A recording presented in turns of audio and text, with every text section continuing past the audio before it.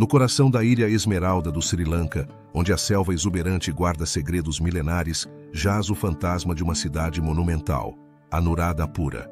Seu nome, hoje sussurrado entre ruínas e estupas colossais, foi uma vez o epicentro de um império poderoso, uma joia esquecida na encruzilhada do comércio antigo. Esta não é apenas a crônica de uma capital perdida, é o relato do nascimento da identidade singalesa. Uma história forjada no mito, na ambição e na chegada de uma fé que mudaria para sempre o destino do Sudeste Asiático. Nossa viagem começa no século IV a.C., em um Sri Lanka que ainda não era uma única nação, mas um mosaico de tribos e clãs. Os Vedas, habitantes originários da ilha, viviam em profunda conexão com a natureza, suas vidas regidas pelos ritmos da selva e da caça. Mas este mundo ancestral estava prestes a ser abalado pela chegada de novos atores. Homens do norte da Índia cujas ambições e lendas se entrelaçariam com o destino da ilha. A história, ou talvez o mito, nos fala de um príncipe exilado chamado Vijaya. Expulso de seu reino na Índia por sua conduta rebelde, disse que desembarcou nas costas de Lanka no mesmo dia da morte de Buda. Este não é um detalhe menor. É uma profecia, uma declaração de que sua chegada não era um acidente, mas parte de um plano cósmico. A crônica de sua conquista é uma saga de astúcia e poder. Ao se deparar com uma ilha já habitada, Vijaya não buscou a coexistência, mas o domínio. Através da força e alianças estratégicas, lançou as bases de uma nova dinastia. A dinastia do Leão, que daria origem ao povo singalês. Anuradhapura, em seus inícios, era apenas uma aldeia à beira de um rio, mas sua localização estratégica, em uma planície fértil no centro da ilha, a tornou o lugar perfeito para uma capital. Os primeiros reis da dinastia de Vijaya, embora seus nomes se percam entre a lenda e a história, compreenderam que para governar era necessário mais do que uma espada. Era preciso um centro, um coração do qual o poder pudesse irradiar. Assim, começaram a transformar a modesta aldeia em uma cidade planejada, um símbolo de sua nova ordem. Mas essa nova ordem precisava de legitimidade. Não bastava o poder da conquista, era necessária uma conexão com algo maior, algo divino. À medida que a cidade crescia, seus líderes começaram a buscar uma narrativa que unificasse os diversos povos sob seu comando.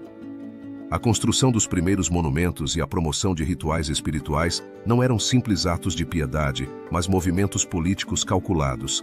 Foi essa busca por um propósito superior, uma estratégia consciente para consolidar o poder? Ou o reflexo de um anseio genuíno na alma de seus governantes? O verdadeiro ponto de inflexão na história de Anuradhapura chegaria com a influência de seu poderoso vizinho, a Índia. O comércio através do Oceano Índico não trouxe apenas especiarias e têxteis, mas também ideias que estavam transformando o mundo antigo.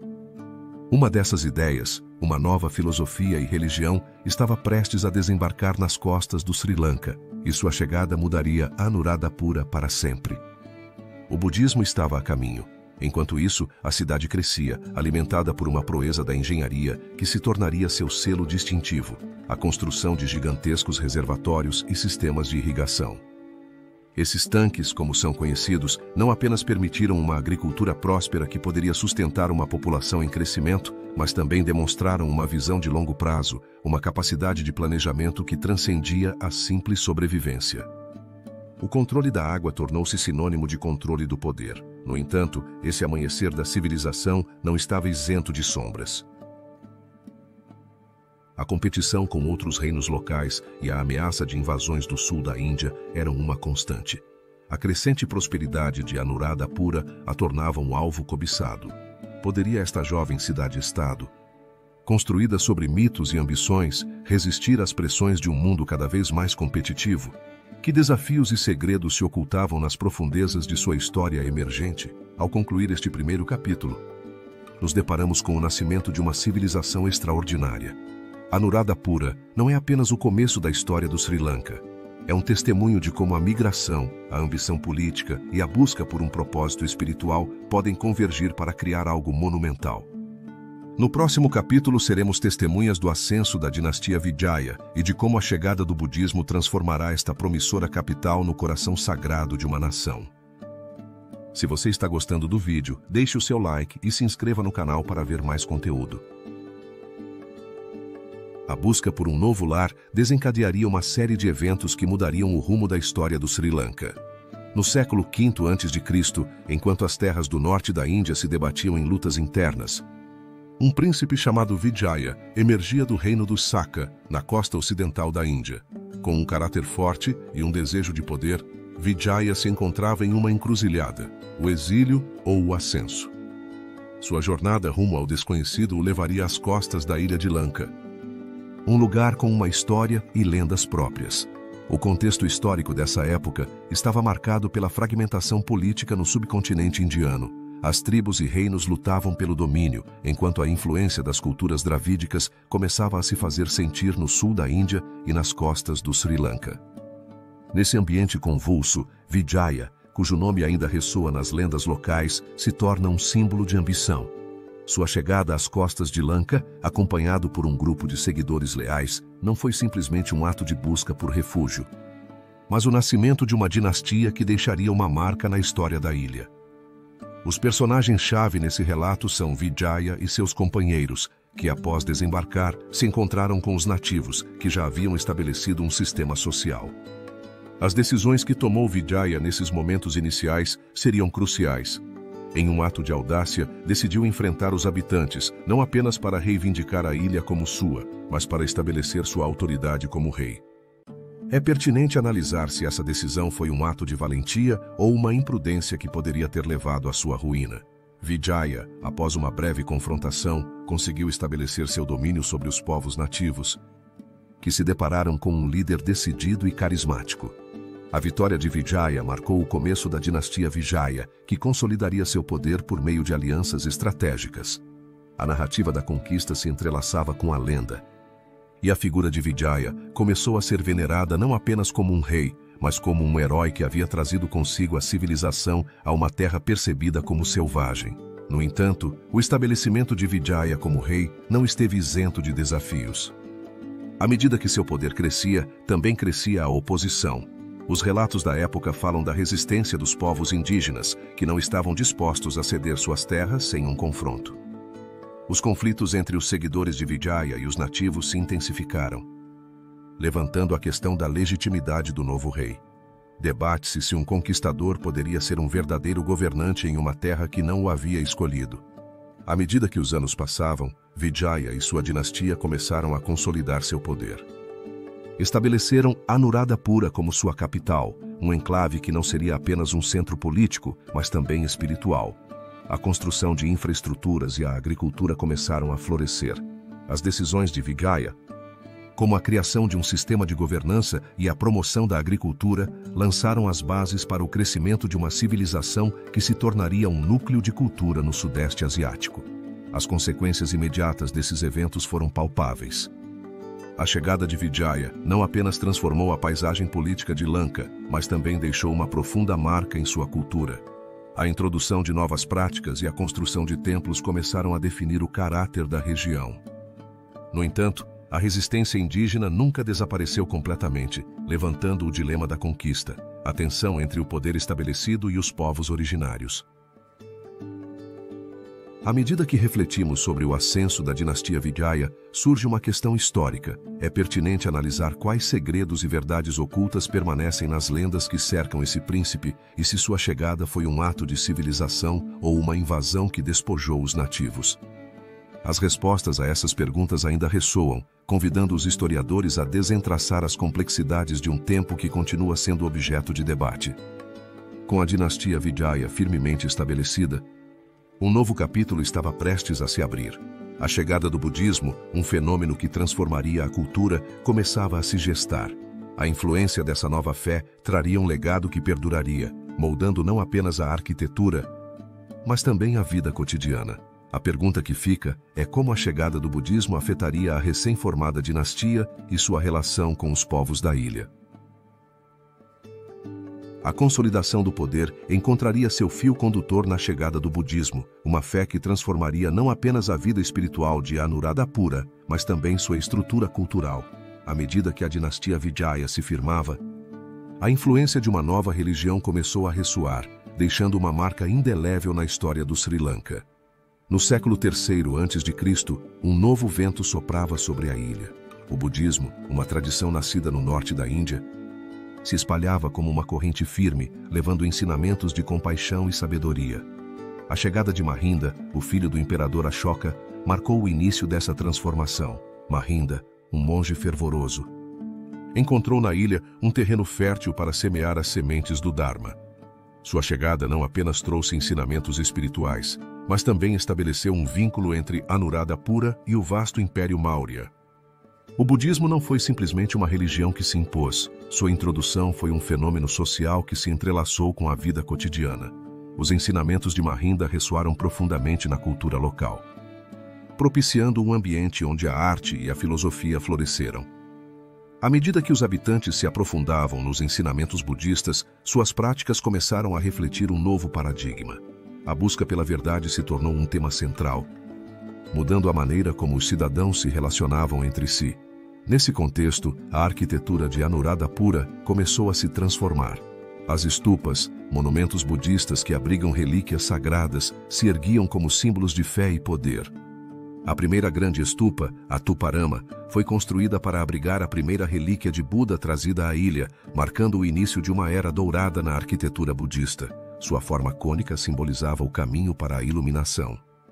Esta construção, junto a outras como a Jetavanaramaya e a Huanwelisaya, não apenas serviram como centros de adoração, mas também atuaram como centros culturais que irradiavam a mensagem de paz.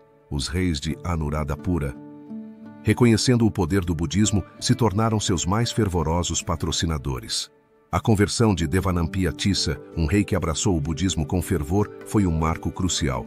Seu apoio não apenas facilitou a construção de templos, mas também atraiu monges e eruditos de diversas partes da Ásia. Este intercâmbio cultural enriqueceu a vida espiritual da cidade, tornando-a um centro de aprendizado. No entanto, esse florescimento não esteve isento de desafios. A introdução do budismo também trouxe tensões com as tradições religiosas autóctones, como o hinduísmo e as práticas animistas. É pertinente analisar como as comunidades locais se adaptaram a essa nova fé e se foi um processo de aceitação mútua ou de resistência. As respostas a essas perguntas permanecem na penumbra da história. As consequências imediatas da chegada do budismo foram profundas. A unificação da sociedade sob uma mesma fé permitiu que Anuradhapura se tornasse um ponto de referência espiritual. A criação de mosteiros e a promoção da educação budista levaram a um crescimento da alfabetização. Este fenômeno se traduziu em um auge da literatura e da arte. No entanto, também semeou a semente de divisões, já que alguns setores se resistiram a deixar para trás suas antigas crenças. A questão central que surge desse período reside na natureza do poder e da espiritualidade. Debate-se se o budismo foi um instrumento de controle social utilizado pelos reis para consolidar seu domínio ou se realmente transformou a consciência coletiva e se uma fé pode ser tanto um veículo de poder quanto um caminho para a libertação pessoal. Enquanto Anuradhapura se consolidava como um epicentro budista, a cidade se preparava para a chegada de grandes construtores que moldariam seu legado. O próximo capítulo nos levará a explorar essa era de esplendor construtivo, onde os reis, inspirados por sua fé, deixariam uma marca na paisagem do Sri Lanka, criando monumentos que ainda hoje nos falam de sua grandeza. A transformação espiritual e cultural em Anuradhapura não apenas trouxe um novo significado à vida, também marcou o início de uma era de esplendor arquitetônico, onde a pedra e a fé se entrelaçavam. O período de construção de monumentos e estupas sob o patrocínio real se tornou o coração da cidade, uma manifestação tangível de devoção que ressoaria ao longo dos séculos. No contexto do século III a.C., Anuradhapura se encontrava em uma encruzilhada de prosperidade. Após a chegada do budismo, a cidade se transformou em um centro religioso que atraía não apenas a devotos locais, mas também a peregrinos. Esse fervor espiritual coincidiu com o ascenso de líderes visionários que compreenderam que a grandeza de seu reino deveria se refletir em suas obras. Nessa atmosfera, o rei Devanampiya Tissa emergiu como um ícone da era dos grandes construtores. Devanampiya Tissa, conhecido por seu compromisso com o budismo, foi mais do que um rei. Foi um visionário que entendeu o poder da arquitetura religiosa. Sob seu reinado, foram erguidos monumentos que não eram apenas estruturas físicas, mas símbolos de unidade. A construção da primeira stupa, o Tuparamaya, marcou o início de um legado que se expandiria. Esta edificação, que abriga uma relíquia do Buda, se ergueu como um centro espiritual, atraindo a fiéis e cimentando o status de Anuradhapura como lugar sagrado. A influência do budismo na arquitetura não se limitou à construção de estupas. Os monges e artesãos, sob o patrocínio real, dedicaram suas vidas à criação de viharas e mosteiros que se tornariam a marca distintiva da cidade.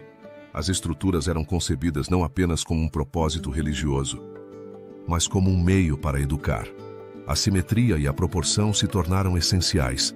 Cada elemento estava impregnado de um significado espiritual. Nesta era, a arte da construção se entrelaçou com a devoção. A criação da famosa Ruwan Welisaya é um claro exemplo. Comissionada pelo rei Dutujemunu, esta estupa não foi apenas um testemunho do poder real, mas também uma declaração de fé. A grandiosidade da Ruwan Welisaya, com sua forma de sino e sua cúpula reluzente, se tornou um símbolo da harmonia entre o poder temporal e o espiritual. Debate-se se este foi o único propósito por trás de sua construção, ou se havia uma estratagema política oculta. A construção desses monumentos não esteve isenta de desafios. À medida que os reis competiam por grandeza, o medo da invasão e o descontentamento interno começaram a surgir. A ambição dos monarcas, como o mencionado Dutujemunu, frequentemente acendia rivalidades. No entanto, a devoção do povo era inquebrantável. Uniram-se na construção dessas maravilhas, uma expressão coletiva de um desejo de transcender. As consequências dessa era construtiva foram profundas. Anuradhapura se estabeleceu firmemente como um centro religioso e cultural, atraindo eruditos e devotos.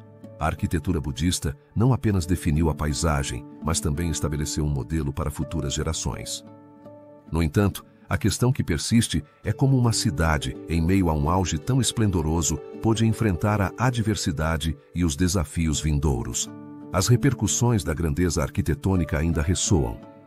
Mas o futuro desta cidade estava prestes a ser alterado pela chegada de Mahinda, o monge que traria um legado ainda mais profundo. A próxima etapa aprofundará o impacto de sua chegada e como sua missão religiosa transformaria não apenas Anuradhapura, mas toda a ilha.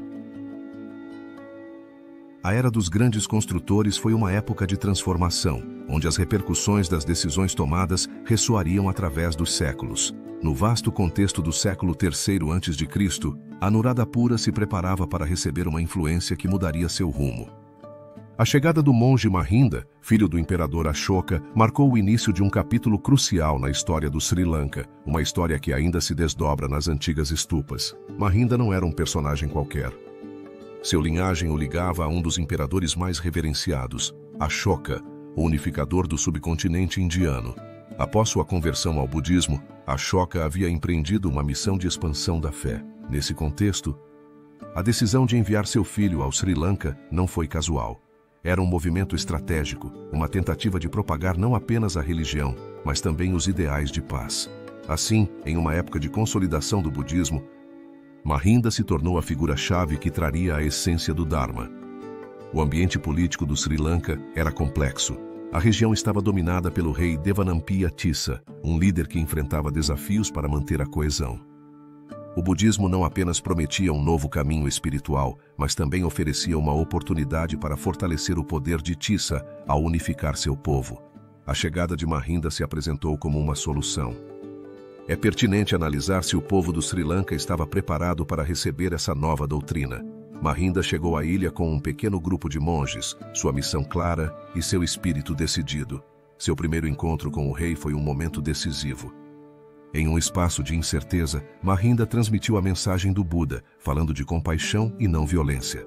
Essa apresentação não foi um simples ato de evangelização, foi um convite a um novo estilo de vida que ressoaria no rei Tissa.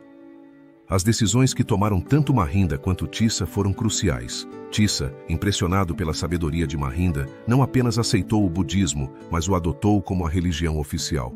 Essa decisão não foi meramente espiritual. Teve profundas implicações políticas. A adoção do budismo permitiu ao rei consolidar seu poder, unificando seu povo e fortalecendo sua legitimidade. À medida que os dias avançavam, o impacto dos ensinamentos de Mahinda começou a se manifestar. O monge não apenas pregou, também estabeleceu mosteiros e centros de aprendizado, criando um legado que perduraria. A construção da primeira stupa, a Mahathupa, foi um símbolo dessa nova era, um testemunho do compromisso de Tissa e Mahinda. No entanto, o caminho não estava isento de obstáculos. Apesar da aceitação inicial, nem todos os setores estavam dispostos a abraçar essa nova religião. As tradições e crenças arraigadas representavam um desafio. Debate-se se o budismo poderia realmente prosperar em um ambiente tão diverso e às vezes hostil. As consequências imediatas da chegada de Mahinda foram significativas. A religião budista começou a enraizar-se, estabelecendo-se como uma das principais forças culturais. À medida que mais pessoas se uniam, começavam a surgir tensões entre os praticantes do budismo e aqueles que se apegavam às velhas crenças. Essa dualidade gerou um conflito interno, levantando questões sobre a identidade cultural. É pertinente analisar se o budismo poderia coexistir pacificamente com as tradições autóctones. A questão que persiste nesta narrativa é como o budismo se estabeleceu firmemente em um contexto tão complicado. A figura de Mahinda, com seu legado de paz, parece ter tido uma influência crucial, mas o verdadeiro mistério reside na capacidade da fé para se adaptar e prosperar. Assim, o capítulo de Mahinda e seu legado não apenas enriquece a história de Anuradhapura, mas também levanta questionamentos sobre o futuro do budismo na ilha. Com a chegada do monge, o reino se embarcava em uma jornada espiritual, mas a história estava longe de concluir. Enquanto as repercussões dos ensinamentos de Mahinda ressoavam, outra grande obra começava a tomar forma. A majestade da Ruvan Welisaya aguardava, pronta para se tornar um símbolo do florescimento do budismo. É pertinente analisar que mistérios aguardavam nas profundezas dessa magnífica stupa. A história de Anuradhapura continuava se desdobrando. Se você está gostando do vídeo, deixe o seu like e se inscreva no canal para ver mais conteúdo. A chegada de Mahinda deu início a um novo amanhecer para Anuradhapura. No coração desse renascimento, surgiu um monumento que ressoaria ao longo dos séculos, a Ruvan Welisaya. Este majestoso stupa, erguido sob o reinado do rei Dutugemunu, não apenas se estabeleceu como um símbolo da devoção budista, mas também se tornou um baluarte do poder político, refletindo as aspirações de um reino em ascensão. A construção da Ruvan Welisaya ocorreu em um período de crescente consolidação do budismo no Sri Lanka. O rei Dutugemunu, um líder carismático, havia unificado a ilha após anos de conflito. Sua vitória sobre o rei Elara, um governante tamil, não apenas simbolizou um triunfo militar, mas também uma mudança cultural. Foi nesse contexto de restauração e fervor religioso que o rei decidiu erguer a grande stupa, um ato que seria lembrado como um marco. A Ruvan Welisaya, cujo nome significa a Stupa da Glória da Ruvan, foi projetada para abrigar relíquias sagradas do Buda, tornando-se um centro de veneração. Os relatos históricos sugerem que a construção foi um projeto monumental que mobilizou milhares de trabalhadores. Esta obra, completada em um tempo surpreendentemente curto, é um testemunho da dedicação dos construtores. A stupa, com sua forma cônica e seu esplêndido revestimento de estuque branco, erguia-se como um farol espiritual, visível a quilômetros de distância. Os elementos arquitetônicos não apenas tinham um propósito estético, mas estavam impregnados de simbolismo. A stupa representava o caminho para a iluminação, com sua forma evocando a montanha sagrada de Meru, o eixo do universo na cosmologia budista. Cada parte de sua estrutura foi projetada para refletir a perfeição e a harmonia do Dharma. É pertinente analisar quais decisões levaram o rei a optar por essa forma e quais aspirações políticas se entrelaçavam com o fervor religioso. Os relatos contam que, em sua ambição de construir a Ruvan Welisaya, Dutugemunu enfrentou uma oposição considerável. Não apenas teve que lidar com os desafios logísticos, mas também teve que enfrentar críticas de aqueles que consideravam a construção um desperdício. No entanto, o rei, impulsionado por sua fé, persistiu. A stupa não apenas serviria como um lugar sagrado, mas também consolidaria sua imagem como um rei benevolente. Com o tempo, a Ruvan Welisaya se tornou um símbolo da identidade nacional do Sri Lanka, um lugar onde a espiritualidade e o poder político se entrelaçavam. A stupa não apenas representava a devoção ao Buda, mas também era uma manifestação do poder do rei. O ato de construí-la foi, em essência, uma declaração. Consolidava-se a autoridade do rei e reafirmava-se o budismo como religião dominante. As repercussões imediatas da construção foram profundas. A estupa atraiu milhares de peregrinos, fortalecendo o comércio e o intercâmbio cultural. Anuradhapura se tornou um centro de peregrinação, elevando seu status. A grande estupa não era apenas um lugar de culto, mas também um símbolo de prosperidade que atraía a atenção de reinos vizinhos. No entanto, o esplendor da Huvan-Wellisaya também trouxe uma questão que perduraria.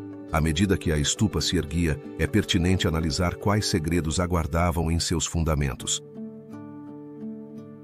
As relíquias que abrigava não eram apenas objetos sagrados, mas também símbolos de poder que podiam ser cobiçados. A Huvan-Wellisaya se tornou não apenas um lugar de paz, mas também um foco de tensões políticas. Nas repercussões de sua grandeza, a Huvan-Wellisaya sussurra perguntas que ainda ressoam. Debate-se se foi um símbolo de unidade ou um catalisador de conflitos, e quais mistérios se ocultam em suas paredes. Enquanto contemplamos a magnificência da Huvan-Wellisaya, nos encontramos na encruzilhada da história. A estupa, com seu esplendor e complexidade, nos prepara para o próximo capítulo, a consolidação do poder real em Anuradhapura. É pertinente analisar como os reis aproveitariam o legado de Dutugemunu e a influência da Huvan-Wellisaya para fortalecer seu domínio. A história nos espera. A construção da Huvan-Wellisaya foi uma época de turbulências e reorganização em Anuradhapura, onde as repercussões de antigas alianças ressoavam. A consolidação do poder real não era um mero capricho. Era uma necessidade vital em um ambiente onde as fronteiras eram constantemente desafiadas. Nesse contexto, a história de Anuradhapura se entrelaça com a de seus soberanos, que buscaram estabelecer um domínio duradouro por meio de táticas astutas. Contexto histórico. Durante o século III a.C., Anuradhapura se encontrava em uma encruzilhada.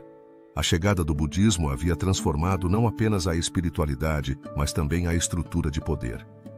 Os reis, entre eles Devanampi e Atissa, começaram a entender que sua legitimidade não dependia apenas da força militar, mas também de sua capacidade de se tornarem protetores dessa nova religião. No entanto, não era suficiente proclamarem-se budistas, era imperativo que se consolidassem como líderes justos. A paisagem política estava repleta de tensões. Os reinos vizinhos, especialmente os do sul da Índia, viam em Anuradhapura um alvo atraente. As disputas pelo controle das rotas comerciais eram comuns. Nesse cenário, os reis de Anuradhapura foram obrigados a tecer uma rede de alianças e reformas administrativas que lhes permitissem florescer. Personagens e decisões. Chave. No centro dessa narrativa está o rei Dutugemunu, uma figura emblemática. Sua ascensão ao trono não foi simples, teve que enfrentar seu meio-irmão. A decisão de Dutugemunu de empreender uma campanha militar para unificar a ilha foi um movimento audacioso, mas não isento de riscos. Discute-se se sua ambição o levou a repetir os erros de seus predecessores. Outro ator crucial foi o rei Vasaba, que após a morte de Dutugemunu se viu diante da tarefa de restaurar um reino desgastado. Vasaba entendeu que a chave para a estabilidade residia em fortalecer a administração. É pertinente analisar se uma mera reforma administrativa foi suficiente para apaziguar um povo cansado. Desenvolvimento dos eventos.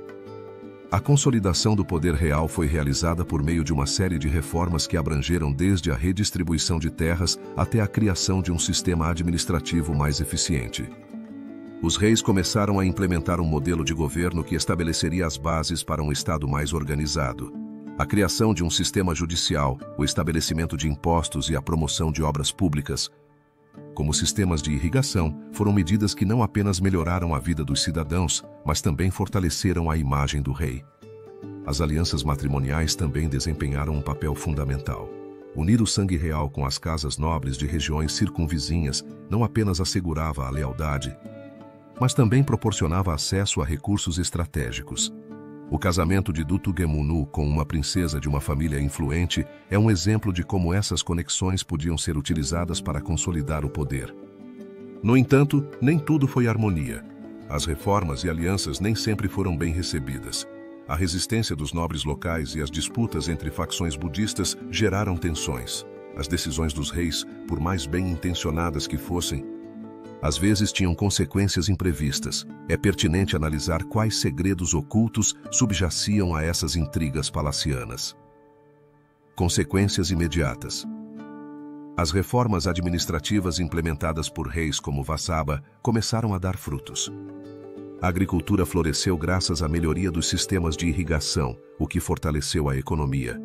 As receitas geradas permitiram à monarquia realizar projetos ambiciosos e manter o prestígio de Anuradhapura. No entanto, essa prosperidade não foi universal. As desigualdades entre as classes sociais começaram a se tornar mais evidentes e o descontentamento dos menos favorecidos cresceu. O legado de Dutughemuno e seus sucessores se estendeu.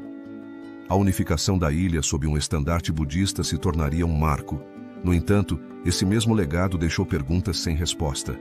É pertinente analisar se esses reis foram verdadeiramente justos em sua busca por unidade ou se suas aspirações pessoais eclipsaram o bem-estar de seu povo. O enigma do capítulo. No coração da consolidação do poder real está uma questão notável. Como é possível que um reino, em meio a tantas adversidades, conseguisse não apenas sobreviver, mas também se tornar um centro de cultura e espiritualidade? As decisões estratégicas de seus reis e a implementação de reformas foram fundamentais, mas o verdadeiro mistério reside nas motivações por trás dessas ações. Discute-se se o desejo de poder absolveu os soberanos de sua responsabilidade. À medida que a história de Anuradhapura avança, as complexidades de seus reis e as decisões que tomaram continuam a ressoar. A era de reformas não foi apenas um capítulo na história, mas estabeleceu as bases para os desafios futuros. À medida que o reino florescia, também se gestavam crises. No próximo capítulo, exploraremos como a engenharia dos reservatórios revolucionaria a agricultura. A interseção entre a água, a vida e o poder nunca foi tão crucial. A consolidação do poder real não se limitou às fronteiras políticas. A necessidade de sustentar um crescimento populacional e um comércio florescente tornou imperativa a criação de um sistema que garantisse a autossuficiência alimentar. Assim, no coração do século III a.C., emergiu uma solução que transformaria para sempre a paisagem agrícola da região, a Era dos Reservatórios. Nesse contexto histórico, a ilha do Sri Lanka, abençoada por seus monções, encontrava-se em uma encruzilhada. As secas cíclicas ameaçavam a produção e a população em crescimento demandava um sistema de irrigação mais sofisticado. Sob o olhar dos reis de Anuradhapura, deu-se início a um desenvolvimento sem precedentes na engenharia hidráulica. Este período marcou uma mudança radical na vida cotidiana, pois começou-se a experimentar os benefícios de um sistema de irrigação que não apenas assegurava a produção de arroz, mas também transformava a economia.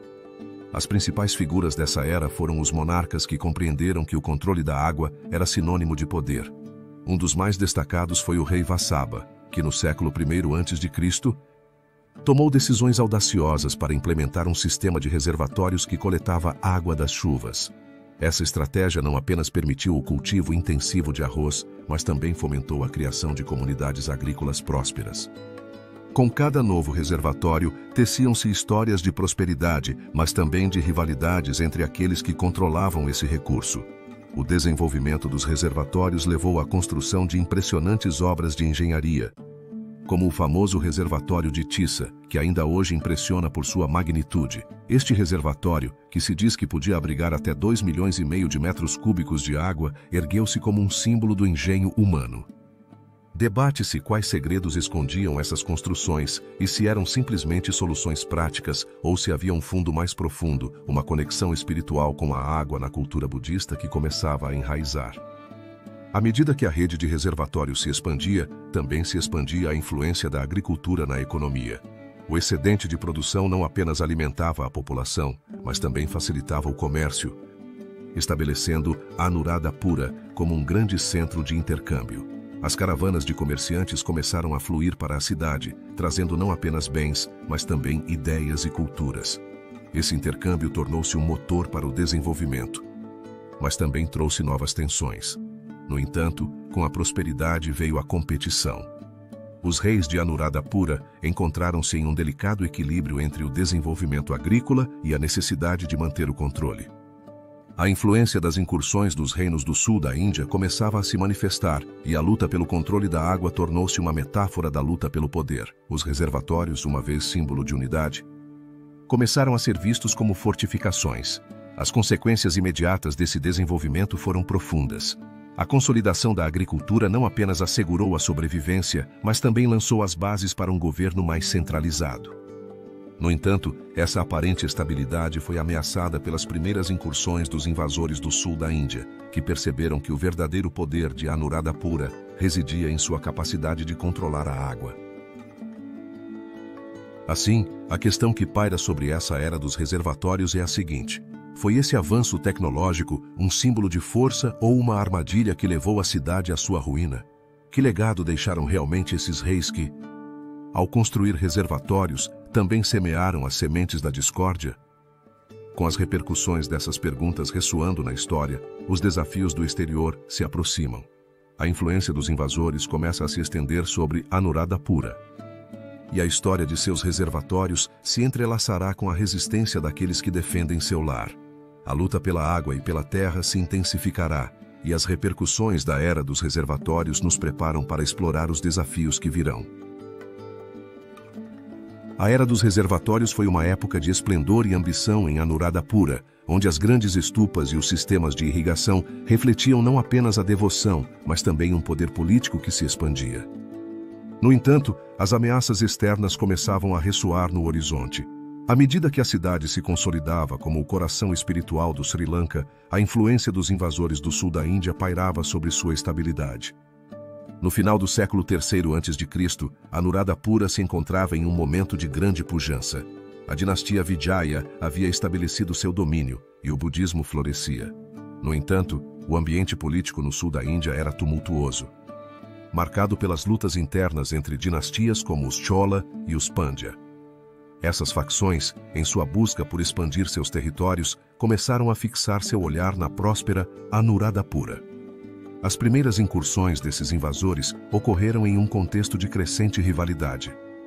Os reis de Anuradhapura, entre eles Devanampiya Tissa, haviam conseguido consolidar seu reino por meio de alianças. No entanto, a falta de um exército permanente e a dependência das milícias locais tornavam a cidade vulnerável. A chegada dos invasores não apenas desestabilizou a paz, mas também colocou à prova a fortaleza de sua estrutura social. Os líderes do sul da Índia, em particular os reis da dinastia Chola, perceberam a riqueza de Anuradhapura. As incursões começaram como ataques esporádicos, mas logo se transformaram em campanhas mais organizadas. Essas primeiras incursões eram caracterizadas por sua brutalidade, buscando não apenas saquear, mas também desestabilizar a ordem. Era um jogo de poder, onde a vitória significava recursos e a possibilidade de estender sua influência. Uma figura-chave que emergiu foi o rei Elara, um guerreiro do sul da Índia que tomou o controle de Anuradhapura. Seu ascenso ao trono foi um ato de desafio à dinastia Vijaya. Sob seu governo, a cidade experimentou um tempo de tirania, mas também de desenvolvimento. Elara, apesar de ser um invasor, mostrou interesse pela cultura local, promovendo o budismo. No entanto, sua presença foi um lembrete constante da fragilidade da paz.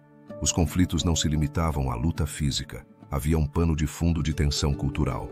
Debate-se se um rei estrangeiro poderia realmente entender e respeitar o legado budista. As decisões de Elara de adotar algumas práticas locais despertaram tanto admiração quanto ressentimento. A pergunta que surgia era se um invasor poderia se tornar um protetor do legado que pretendia submeter. À medida que os anos avançavam, as incursões começaram a se intensificar. A resistência dos habitantes de Anuradhapura se tornou mais forte e as estratégias de defesa foram adaptadas. A construção de muralhas se tornou uma prioridade. Mas a pergunta persistia sobre se isso seria suficiente. Os reis de Anuradhapura, em uma tentativa de recuperar o controle, começaram a formar alianças. No entanto, cada tentativa era minada pela instabilidade. As decisões de cada líder e a disposição de cada aliado eram cruciais, mas em meio à confusão, as lições do passado muitas vezes eram esquecidas. Os efeitos imediatos dessas incursões foram devastadores. Anuradhapura, que havia sido um símbolo de unidade, começou a se dividir entre aqueles que apoiavam os invasores e aqueles que ansiavam pela restauração da dinastia Vijaya. As lutas internas erodiram a coesão social. E a cidade que uma vez foi um refúgio se tornou um campo de batalha. A estabilidade estava em perigo, mas em meio a esse caos, surgiu uma figura mítica que mudaria o rumo. O rei do Tujemunu, um líder decidido a restaurar a glória de Anuradhapura. A história de sua resistência e sua campanha militar se tornaria um legado que ressoaria. Debate-se se um único homem, impulsionado pelo desejo de recuperar o que uma vez foi, poderia fazer a diferença. Assim, o capítulo das primeiras incursões dos invasores deixa uma questão no ar. Como um reino tão robusto pôde cair diante dos embates de forças externas? A resposta, como descobriríamos, reside não apenas nos eventos, mas também nas decisões tomadas nos momentos mais críticos. À medida que olhamos para a figura de Dutu-Gemunu, a história nos lembra que na guerra sempre há uma esperança. A luta por Anuradhapura estava longe de ter terminado. Os desafios externos se aprofundaram, enquanto as repercussões das invasões do sul da Índia ressoavam em Anuradhapura. Em meio a esse tumultuado panorama, emergiu a figura de um rei cujo nome se tornaria sinônimo de resistência. Dutu-Gemunu. Sua história, envolta em lendas, é um testemunho do fervor pela independência e da busca por unificação em uma ilha fragmentada. O século II a.C. foi uma época de instabilidade para o reino. As tensões políticas cresciam à medida que os invasores ameaçavam o legado da dinastia Vigaya. Os reis de Anuradhapura se encontravam em uma constante luta para manter a coesão e a fé budista. Nesse contexto, Dutu-Gemunu, filho do rei Kavantissa, se destacou como um líder visionário. Desde cedo, mostrou um fervor pela unidade de sua terra e pela restauração do esplendor de Anuradhapura. Dutu-Gemunu não era apenas um guerreiro. Sua ambição era impulsionada por um senso de dever. Foi nesse ambiente de fragmentação que tomou decisões cruciais. A primeira foi unir os diversos clãs da ilha sob uma só bandeira, uma tarefa que exigia não apenas força militar, mas também astúcia política. A história conta que, antes de se lançar à conquista, Dutu-Gemunu se dedicou a fortalecer suas tropas, consolidando alianças e assegurando o apoio dos monges budistas, cuja influência era vital. A campanha de Dutu-Gemunu começou com uma série de batalhas que ressoariam. Em sua busca para derrotar seus adversários, liderou uma ofensiva audaciosa contra o rei Elara, um governante que havia tomado o controle do norte e era conhecido por sua justiça, mas também por sua falta de conexão com a cultura local. A história de seu enfrentamento é emblemática. As crônicas contam que a batalha mais famosa ocorreu no campo de guerra de Vijitapura. À medida que os exércitos colidiam, o destino da ilha pendia por um fio. Dutu-Gemunu, com sua espada em mãos, liderou suas tropas rumo à vitória. No entanto, a vitória não veio sem seu preço. No calor da batalha, seu irmão, que havia escolhido lutar ao lado de Elara, perdeu a vida. Esse desfecho trágico marcou uma mudança na narrativa. A história não apenas o consolidou como um herói, mas também o transformou em um homem atormentado pela perda, uma dualidade que acrescentaria profundidade a seu legado. As vitórias de Dutu-Gemunu não se refletiram apenas nos campos de batalha, mas também lançaram as bases para uma nova era. Com Elara derrotado, o rei emergiu como um símbolo de unidade, restaurando o budismo como a pedra angular da identidade cultural. No entanto, em meio a esse triunfo, surgem perguntas. É pertinente analisar se o caminho da guerra era o único meio para alcançar a unidade e se as decisões de Dutu-Gemunu o levaram a enfrentar um futuro incerto, marcado pelo conflito. As consequências imediatas de suas campanhas foram palpáveis. A restauração de Anuradhapura como centro de poder não foi apenas um triunfo militar, foi um renascimento espiritual e cultural. Sob sua liderança, a construção de monumentos budistas se intensificou e o povo começou a vislumbrar um futuro onde a paz pudesse florescer. No entanto, as repercussões da guerra ainda ressoavam. A memória dos caídos, incluindo aqueles que haviam lutado de ambos os lados, tornou-se um lembrete de que a unidade muitas vezes é alcançada a um custo devastador. A questão que envolve Dutu-Gemunu é profunda. Embora seu nome seja venerado, a dualidade de seu legado levanta questionamentos sobre a natureza do poder e da guerra. Debate-se se é possível alcançar a paz por meio da luta ou se o sacrifício de outros define a verdadeira liderança. À medida que o relato se desenvolve, a história de Anuradhapura não se torna apenas um testemunho de resistência, mas também um espelho que reflete as complexidades do ser humano. Enquanto o rei consolidava seu domínio, a vida monástica começou a florescer, um fenômeno que levaria a novas transformações. O auge das comunidades monásticas se entrelaçou com a política, criando um entrelaçamento que continuaria a influenciar a vida cotidiana. Mas essa é uma história que nos levará a explorar o crescimento do budismo e seu impacto. Assim, enquanto a história de Dutu-Gemunu se torna uma lenda, a pergunta persiste. É pertinente analisar que legado real deixou este rei guerreiro no contexto mais amplo do Sri Lanka. As respostas estão nas páginas da história, esperando para serem desveladas. A resistência do rei Dutu-Gemunu havia deixado uma influência de esperança que reverberava em Anuradhapura. No entanto, em meio a essa atmosfera de renascimento, surgia um fenômeno que mudaria a estrutura social e espiritual de maneira irrevogável: o auge da cultura monástica. Este capítulo se aprofunda no crescimento das comunidades monásticas e sua profunda influência na vida cotidiana e na educação. Nos anos que se seguiram à unificação da ilha sob Dutu-Gemunu, uma transformação silenciosa, mas poderosa, começou a se gestar. O budismo, já enraizado, começou a florescer de formas inesperadas. O ambiente político proporcionava um terreno fértil para a expansão de comunidades monásticas. Os reis, conscientes do poder que emanava desses mosteiros, começaram a estabelecer alianças, concedendo-lhes recursos e terras em troca de sua influência espiritual. As primeiras décadas do século II a.C. foram testemunhas de um crescimento exponencial no número de mosteiros. Cada nova estrutura não era apenas um refúgio, mas também um centro de aprendizado. Nesse contexto, figuras como o rei Vasabha, sucessor de Dutu-Gemunu, desempenharam um papel crucial. Seu reinado foi marcado pela promoção ativa do budismo, o que levou à criação de novas ordens monásticas e à consolidação do Abhayagiri Vihara como um dos principais centros de estudo do Sudeste Asiático. Os monges, em sua maioria de famílias nobres, se dedicavam ao estudo dos ensinamentos de Buda. Mas, além de seu papel espiritual, tornaram-se os educadores da sociedade. A educação monástica não se limitava à religião, abrangia as artes, a medicina e a filosofia. Esse ambiente acadêmico fomentou um renascimento de conhecimentos que ressoaria ao longo dos séculos. As decisões do rei Vasabha de conceder terras às comunidades monásticas também tiveram consequências diretas. Os mosteiros se tornaram centros de atenção comunitária, oferecendo refúgio e alimento. Essa interação entre os monges e a população gerou um laço indissolúvel, onde a vida espiritual e cotidiana se entrelaçavam. Debate-se se esse vínculo foi uma bênção para todos. Enquanto prosperavam as comunidades monásticas, também surgiam tensões. As rivalidades entre diferentes seitas budistas, como os Theravada e Mahayana, começaram a se manifestar. Os mosteiros competiram não apenas por seguidores, mas também por recursos. Essa competição, embora às vezes provocadora, também serviu para elevar os padrões educacionais.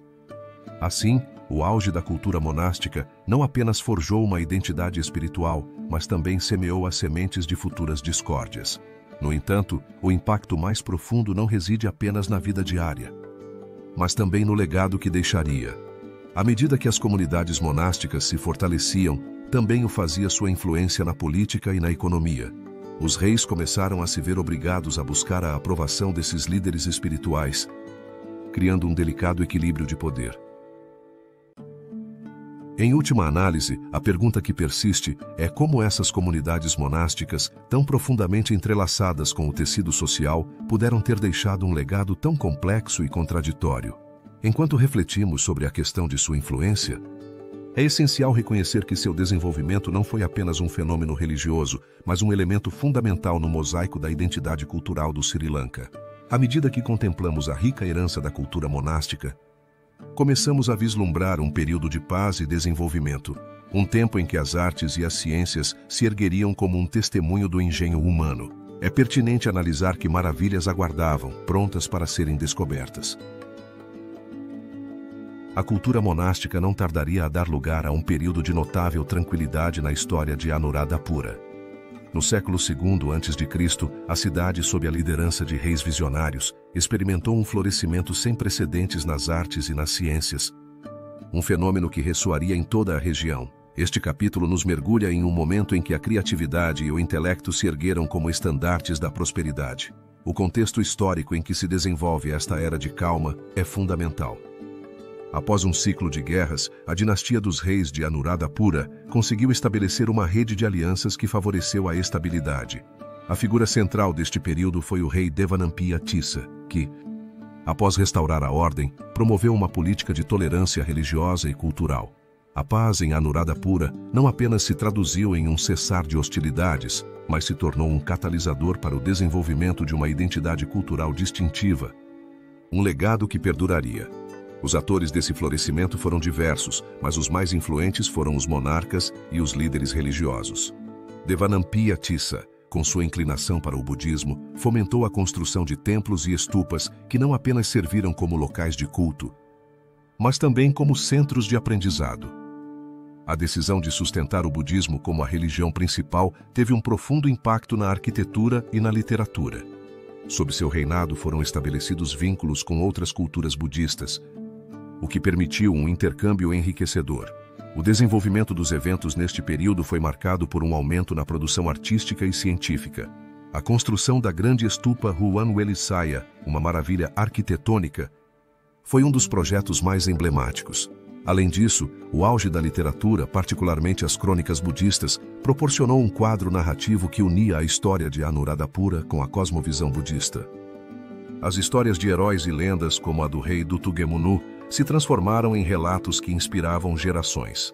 As consequências imediatas desse florescimento foram evidentes em todos os âmbitos. A prosperidade econômica, impulsionada por uma agricultura florescente graças aos reservatórios, permitiu à população investir na arte e na educação. A cidade se tornou um centro de conhecimento, onde se cultivaram não apenas as artes, mas também a filosofia e a ciência. As universidades monásticas começaram a atrair estudantes de todas as partes. No entanto, entre esse esplendor e a paz aparente, surgiu uma questão que sussurrava na história. Debate-se como um período de calma tão notável pôde surgir após anos de conflito e que segredos ocultos estavam em jogo por trás da aparente unidade. As respostas a essas perguntas continuam sendo motivo de debate, sugerindo que a paz de Anuradhapura poderia ter sido mais frágil do que se pensava. Nesse contexto de esplendor e complexidade, surge a necessidade de indagar além dos relatos glorificados. A Era da Paz e do Desenvolvimento não foi apenas um tempo de criatividade, mas também de complexas decisões políticas que lançaram as bases para o que viria. À medida que nos aprofundamos na próxima etapa, nos encontramos na encruzilhada da documentação histórica. As crônicas de Mahavamsa, que surgiram neste período, se tornariam o testemunho crucial dos eventos passados e futuros. É pertinente analisar que mistérios desvelarão essas crônicas sobre a continuidade do legado. A paz e o desenvolvimento foram uma época de transformação e consolidação em Anuradhapura, onde a influência das conquistas passadas se sentia em cada canto. Em meio a esse ambiente, uma questão começava a se gestar. As Crônicas de Mahavamsa, um texto que não apenas documentaria a história do Sri Lanka, mas também se tornaria a alma do legado cultural e espiritual da ilha. As raízes de Mahavamsa se aprofundam no contexto histórico do século V d.C., um período marcado pela busca de identidade. Enquanto os reis de Anuradhapura se firmavam, o budismo florescia, servindo como um fio condutor. Nesse caldo de cultivo, a necessidade de registrar os acontecimentos se tornava crucial. A memória dos reis se entrelaçava com a espiritualidade, e assim surgiu a ideia de criar uma crônica que preservasse esse legado.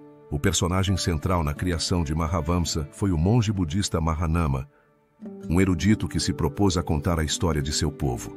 Sua decisão de relatar não apenas os eventos políticos, mas também os aspectos espirituais e culturais, refletiu o desejo de estabelecer uma conexão entre o passado e o presente. As decisões de Mahanama estavam influenciadas pela tradição oral e pelo desejo de conferir legitimidade à dinastia real. É pertinente analisar até que ponto sua visão estava enviesada. Desenvolvendo sua obra no mosteiro de Mahavihara, Mahanama se mergulhou em um processo que combinaria fatos, mitologia e moralidade. As primeiras sessões de Mahavamsa nos relatam a chegada do príncipe Vijaya e seus descendentes, os reis que transformaram a ilha. Com uma prosa poética, o texto traça não apenas a genealogia dos monarcas, mas também a chegada do budismo, como uma guia para um futuro mais iluminado. No entanto, a crônica não se limita a uma simples narração. Cada rei é apresentado com suas virtudes e vícios, deixando entrever um ideal moral. A estrutura do Mahavamsa não é um simples listado, mas um complexo entrelaçamento que reflete a cosmovisão da época. As decisões de Mahanama ao narrar certos eventos e omitir outros abrem a porta a questionamentos sobre a veracidade e a objetividade. Debate-se se pode confiar em uma história que tem como objetivo legitimar uma dinastia. No final, seus relatos são uma manifestação das aspirações e dos medos de uma sociedade que buscava estabelecer sua identidade. À medida que Mahavamsa começava a tomar forma, as consequências imediatas de sua criação se manifestaram na consolidação do poder. Os reis encontraram no texto um aliado para reforçar sua autoridade e os budistas tiveram uma ferramenta para difundir sua fé. As páginas do Mahavamsa se tornaram um veículo de propaganda, um meio para unir a população. É pertinente analisar que segredos se escondiam por trás dessa construção histórica. A questão que persiste em torno das crônicas é a pergunta sobre sua autenticidade. À medida que os séculos avançaram, o Mahavamsa se transformou em um texto sagrado, mas também em um símbolo de controvérsia. Debate-se se foi realmente fiel aos fatos ou se tornou um relato moldado por interesses políticos e religiosos. A história é marcada pela interpretação, e o Mahavamsa não é a exceção. Ao finalizar este capítulo, nos deparamos com uma questão que convida à reflexão. Quanto da história que conhecemos foi esculpido por aqueles que a escreveram? A criação de Mahavamsa não apenas lançou as bases para a história do Sri Lanka, mas também deixou um legado de perguntas sem resposta. À medida que nos aprofundamos no próximo capítulo, exploraremos como esses relatos foram desafiados pelas incursões da dinastia Pandya e como essas ameaças testaram a fortaleza do reino. Se você está gostando do vídeo, deixe o seu like e se inscreva no canal para ver mais conteúdo. A escrita do Mahavamsa não tardaria a se transformar em um desafio de proporções épicas. À medida que Anuradhapura se consolidava como o coração espiritual do Sudeste Asiático, sua prosperidade atraía a atenção de potências vizinhas. Nesse contexto, a dinastia Pandya, originária do sul da Índia, começaria a traçar um novo capítulo na história da cidade, marcado pela ambição e pela confrontação. O século I a.C. se erguia como um período de crescente agitação. Enquanto Anuradhapura florescia, um pano de fundo de rivalidade se gestava no sul da Índia. A dinastia Pandya, conhecida por seu poderio marítimo, começava a expandir seu território, colocando Anuradhapura em seu alvo. Esse avanço não era apenas estratégico, mas também simbólico. A dinastia Pandya buscava estabelecer seu domínio sobre uma das cidades mais veneradas do mundo budista, um ato que ressoaria na história do Sri Lanka. Entre os personagens-chave desse período estava o rei Elara, um monarca de Anuradhapura que havia conseguido consolidar seu poder. No entanto, seu reinado se veria ameaçado pelas incursões dos Pandya, que empreenderam campanhas militares com a intenção de expandir sua influência. A chegada desses invasores não representava apenas um desafio militar, mas também um desafio cultural. É pertinente analisar se Anuradhapura seria capaz de resistir à investida de um inimigo que não desejava apenas sua riqueza, mas também seu legado espiritual. Os primeiros enfrentamentos ocorreram nas fronteiras, onde as tropas de Elara se prepararam para defender seu lar. As crônicas da época relatam como os guerreiros de Anuradhapura se levantaram em armas. Dizia-se que no calor da batalha, as manifestações dos cantos budistas ressoavam, infundindo um espírito indomável. No entanto, o desafio era formidável. Os Pandya, bem organizados, não eram um inimigo a ser subestimado. O primeiro grande enfrentamento teve lugar em um campo de batalha que, embora desconhecido, se tornaria um símbolo de resistência. As tropas de Elara enfrentaram os guerreiros Pandya em um choque de espadas. Os relatos descrevem como, em meio ao caos, as forças de Anuradhapura conseguiram conter o avanço. No entanto, o custo foi elevado. Muitos caíram e o reino enfrentava uma guerra prolongada. Com o tempo, os Pandya não apenas intensificaram suas incursões, mas também começaram a estabelecer alianças com outros reinos descontentes. Essa estratégia de dividir e conquistar complicou a situação para Elara, que se viu obrigado a repensar sua abordagem. O rei compreendeu que era essencial buscar a unidade entre os diferentes grupos. Nesse sentido, foram convocadas assembleias e realizados pactos. Enquanto isso, os Pandya, impulsionados por seu sucesso inicial, começaram a assediar as cidades periféricas e a saquear os templos, em uma tentativa de desestabilizar a fé. Esse ataque não se centrava apenas no território, mas também buscava minar o espírito de um povo. A pergunta que emergia era se o legado espiritual de Anuradhapura poderia sobreviver. As consequências dessas incursões começaram a retumbar. A economia, outrora próspera, foi afetada pela instabilidade. Os comerciantes temerosos se afastavam das rotas comerciais. A vida cotidiana tornava-se sombria. Em meio a essa adversidade, Elara e seus conselheiros começaram a explorar novas estratégias de defesa. Com o tempo, as forças de Anuradhapura começaram a se adaptar. A construção de fortificações tornou-se uma prioridade. No entanto, a resistência não se baseou apenas na força física. O rei Elara decidiu mobilizar os monges budistas, que desempenhariam um papel crucial na motivação do povo. Assim, eram organizadas cerimônias para fortalecer o vínculo com a fé. A questão que surgia dessas circunstâncias era profunda. Poderia Anuradhapura, um bastião de paz, resistir diante de uma dinastia decidida a apagar seu legado? Enquanto as repercussões da guerra ressoavam, a certeza de que a luta não era apenas pela sobrevivência física, mas pela preservação de uma identidade, tornava-se a guia. À medida que as batalhas continuavam, o conflito tornava-se mais complexo. As incursões dos Pandya buscavam desmantelar o sistema político. A pressão aumentava e o tempo tornava-se um aliado para os Pandya. É pertinente analisar quais segredos e estratégias se ocultavam na cidade. O capítulo das incursões Pandya não apenas nos revela um enfrentamento militar, mas também nos convida a refletir sobre o valor do legado cultural. A luta para preservar essa herança seria a essência da resistência. As repercussões da história nos levam a nos perguntar se o espírito de Anuradhapura seria forte o suficiente. Com a chegada de novos desafios, a história de Anuradhapura adentrava um novo período. A próxima etapa revelaria a construção e o significado do Abhayagiri Vihara, um centro que se ergueria como um símbolo de resistência.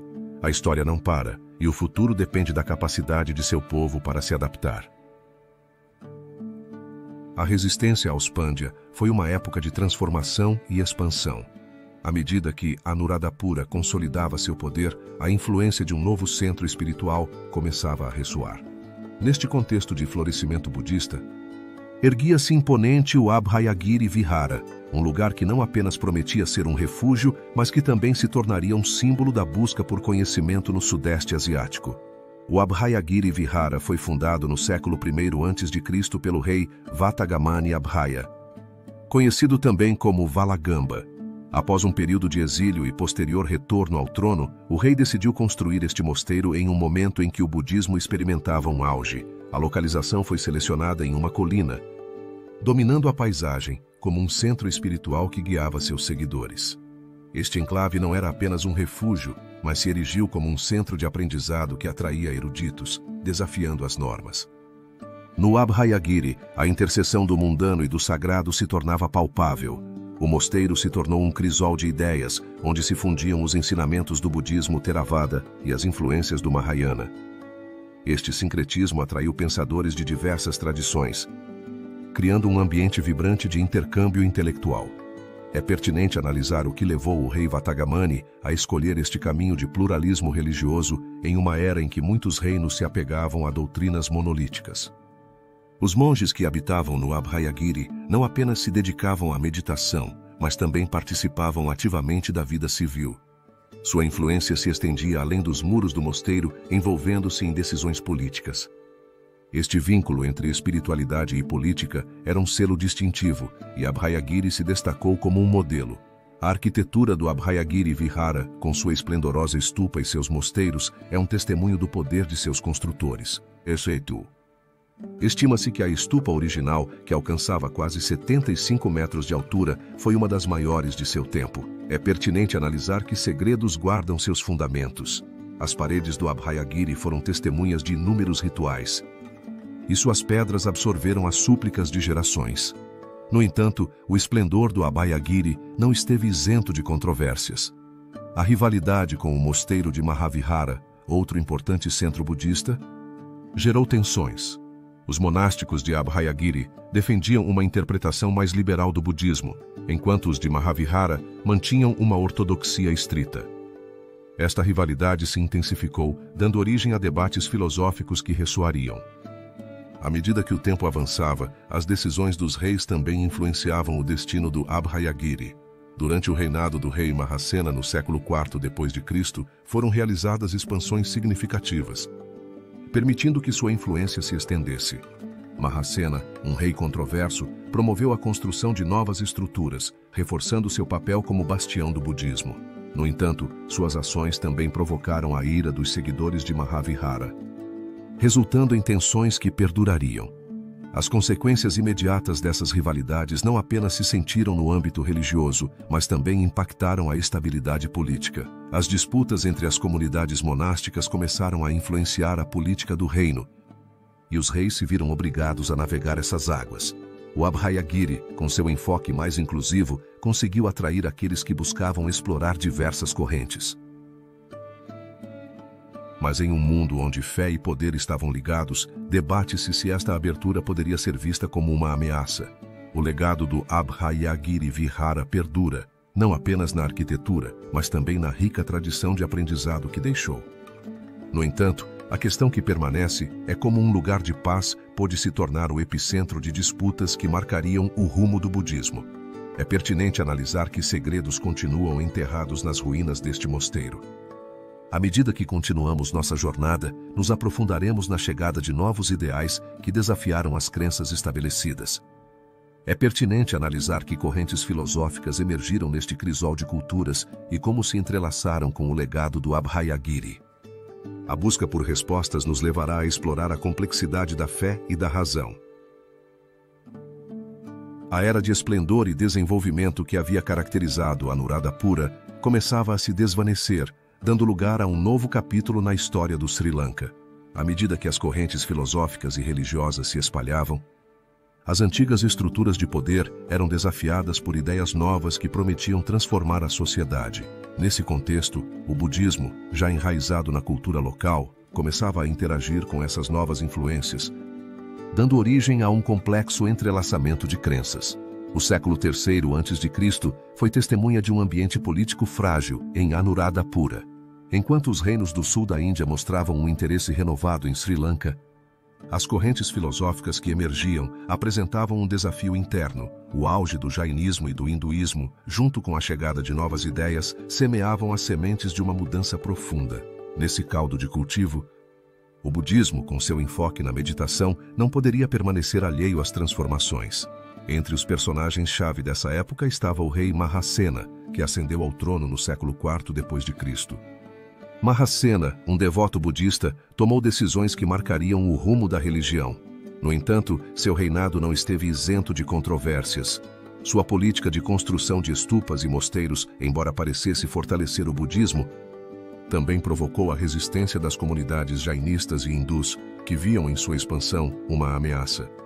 Debate-se se o fervor budista de Mahasena poderia ter acendido a chama de um conflito interreligioso. À medida que esse cenário se desenvolvia, a chegada de novas ideias filosóficas da Índia e a influência de comerciantes começaram a introduzir conceitos que desafiavam as noções tradicionais. O pensamento racional e a lógica grega, por exemplo, começaram a permear as discussões filosóficas na corte. Esses novos ideais, que defendiam a individualidade, chocavam-se com a visão comunitária do budismo. Nesse contexto, o budismo deveria se adaptar ou arriscar-se a perder sua relevância. As decisões dos líderes religiosos também desempenharam um papel crucial.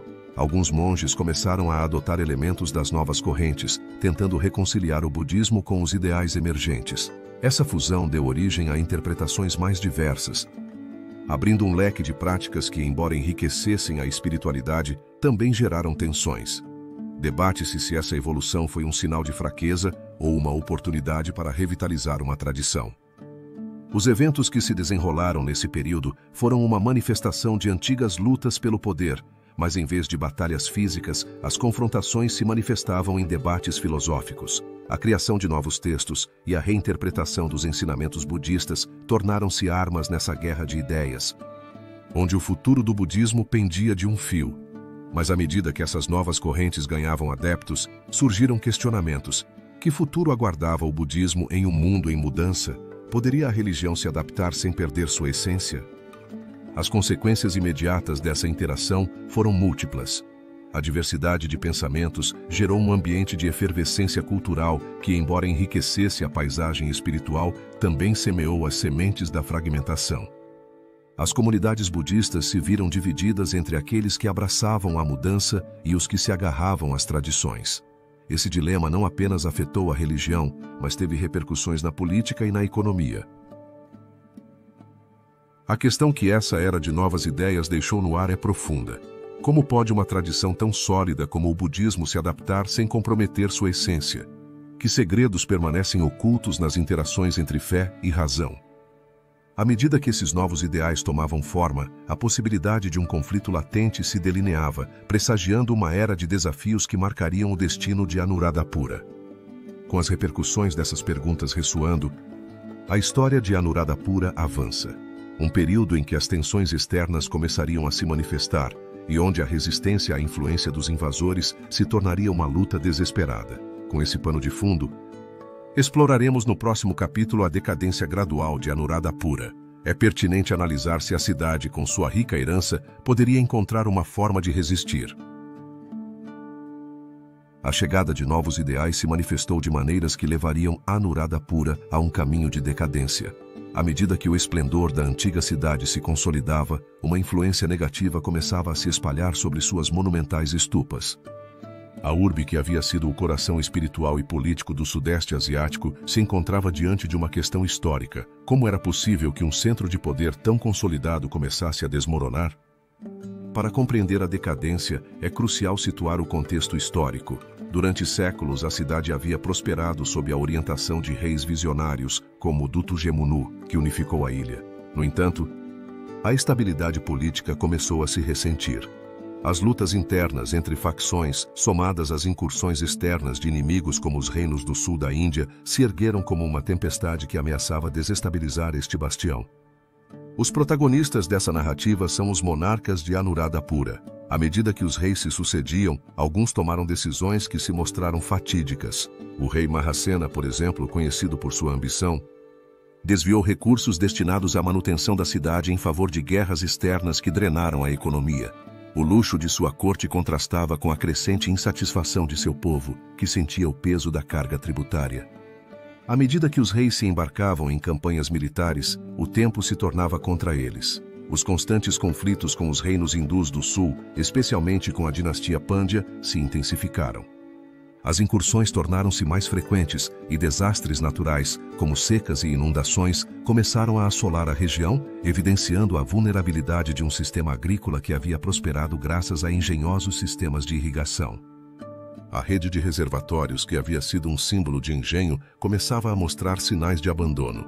O desenvolvimento desses eventos, marcado pela derrota em batalhas-chave e pela incapacidade de manter uma economia sustentável, levou ao descontentamento. Os monges budistas, que haviam sido os pilares do poder, viram sua influência diminuir. A desilusão cresceu, alimentada pela percepção de que os líderes estavam mais interessados no poder do que no bem-estar. Anuradhapura, uma vez símbolo de unidade, começou a se fragmentar em facções rivais. As consequências imediatas foram devastadoras. A perda da fé na liderança real se traduziu em revoltas e na fragmentação da sociedade. Os confrontos não apenas enfraqueceram a estrutura política, mas também deixaram cicatrizes no tecido social. As rotas comerciais foram interrompidas e os intercâmbios culturais começaram a se apagar. A cidade, que havia sido um caldeirão de aprendizado, se tornou uma manifestação de seu próprio passado glorioso. É pertinente analisar quais segredos aguardavam nessa decadência. A história de Anuradhapura é um lembrete de que mesmo os maiores impérios podem cair, seja pela ambição de seus líderes ou pelos desafios que o tempo impõe. A pergunta que persiste é se Anuradhapura poderia ter evitado seu destino. Se os atores tivessem tomado decisões diferentes, debate-se se teria sido possível um renascimento. A decadência não foi um evento isolado, mas o resultado de uma complexa interação de fatores internos e externos. À medida que a cidade se adentrava em um período de crise, as repercussões de seus antigos dias de esplendor começavam a se desvanecer.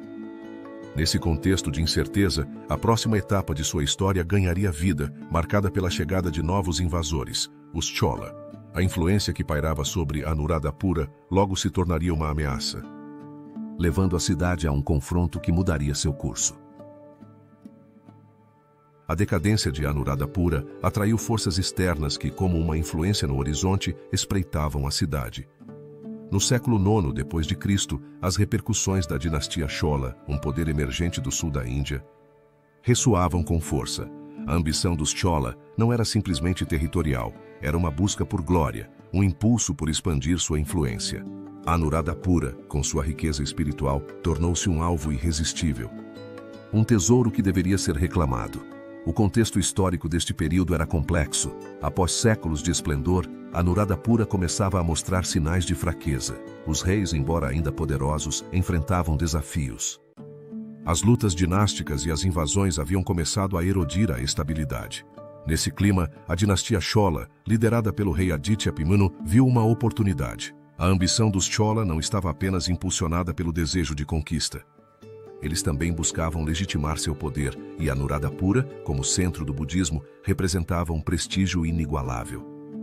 Aditya-Pimanu, um estrategista militar astuto, tomou decisões-chave. A primeira foi a formação de uma sólida coalizão com outros reinos do sul da Índia, o que lhe permitiu reunir um exército formidável. Seu objetivo era claro: invadir o Sri Lanka e despojar Anuradhapura de sua riqueza. No ano 993, as forças Chola se mobilizaram para o norte, cruzando o estreito que separava a Índia da ilha, levando consigo a ambição de um império. O desenvolvimento dos eventos foi rápido. As tropas Chola, compostas por guerreiros experientes, avançaram rapidamente, surpreendendo as defesas. Em um confronto que ressoaria, as forças Chola tomaram por assalto a cidade, causando um saque que deixou cicatrizes. As estátuas de Buda foram destruídas. Os templos, que haviam sido o coração da prática budista, ficaram em ruínas. A dinastia Chola não buscava apenas ouro. Seu ataque era uma declaração de guerra cultural. As consequências imediatas foram devastadoras. Anuradhapura, que havia sido um centro de civilização, caiu na escuridão. A população se dispersou, os monges se tornaram fugitivos e o legado de séculos de devoção ficou em decomposição. A dinastia Chola, embora triunfante, se encontrou diante de um dilema.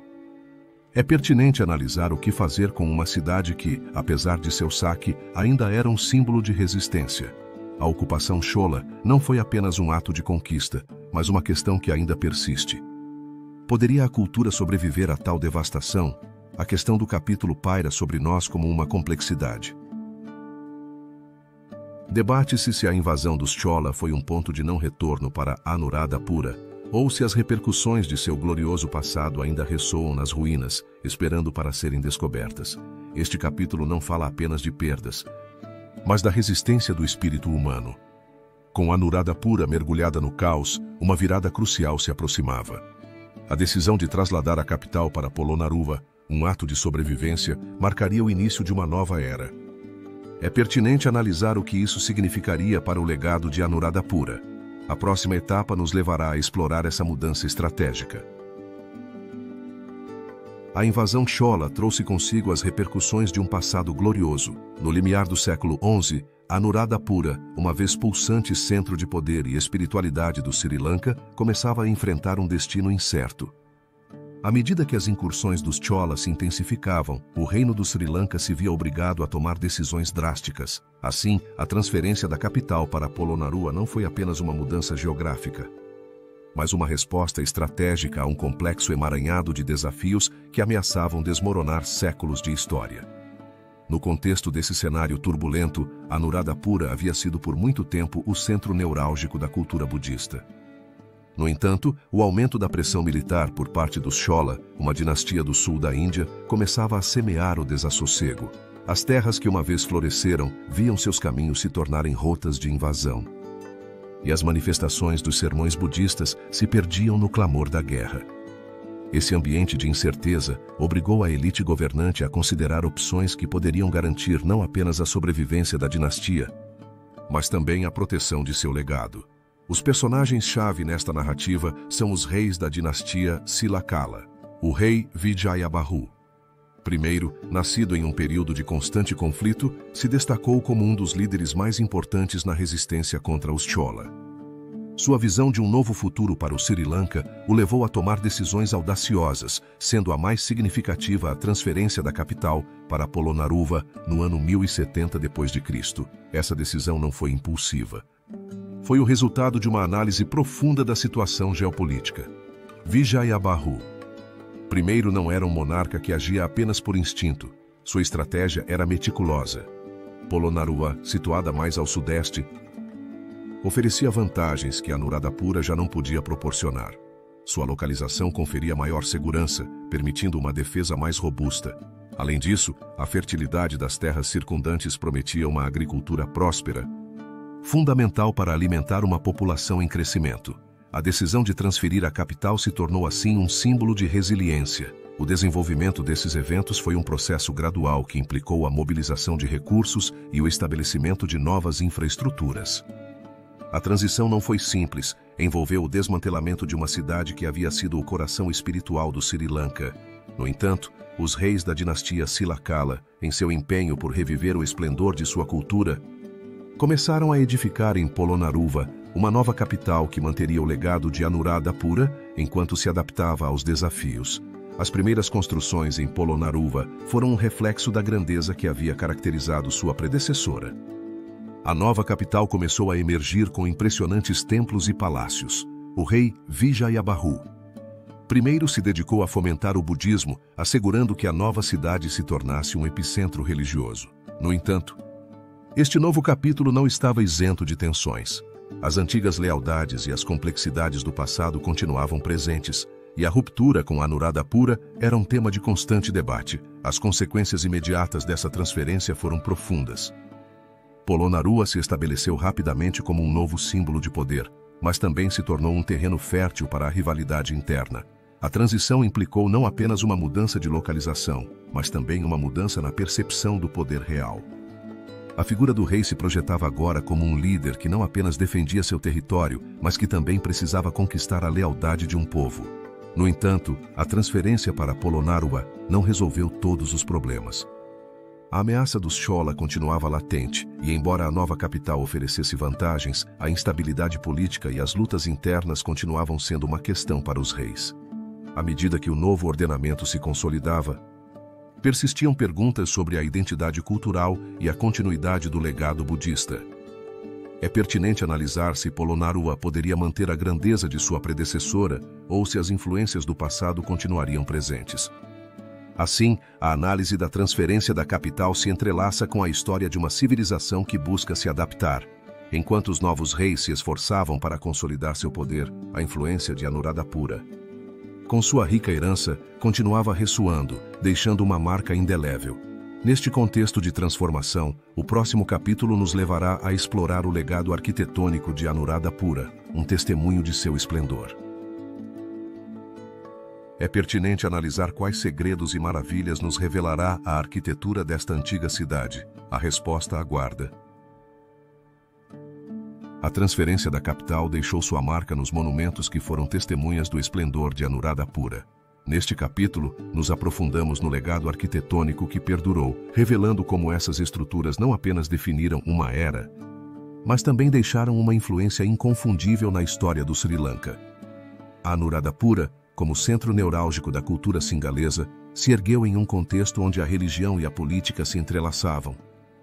Durante séculos, as dinastias que governaram compreenderam que a arquitetura era um reflexo do poder. Em um tempo onde cada estupa e mosteiro contavam uma história, essas edificações se tornaram símbolos de resistência.